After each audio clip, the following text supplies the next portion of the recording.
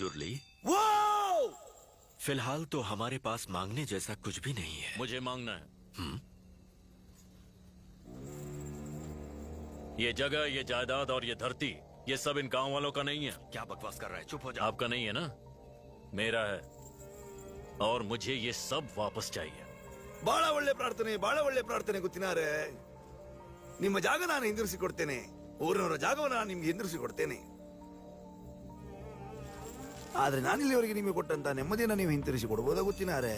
अच्छा, तो तुम मेरे लिए ये नहीं कर सकते। कोई बात नहीं, इसका फैसला जहां होगा मैं वहां जाऊंगा। ಕೋರ್ಟಿಗೆ ಹೋಗ್ತಿ, ಆದ್ರೆ ನಿನ್ನ ತೀರ್ಮಾನ ಮೆಟ್ಲಲ್ಲಿ ನಾನು ಮಾಡ್ತೇನೆ. ಜಾಗ ಊರಿನವ್ರದ್ದು. ಅದರ ತೀರ್ಮಾನ ಇವತ್ತಲ್ಲ, ಮುಂದೊಂದು ಕಾಲ ಬರ್ಬೇಕಾಗ್ತದೆ. अच्छा, गांव वालों की है।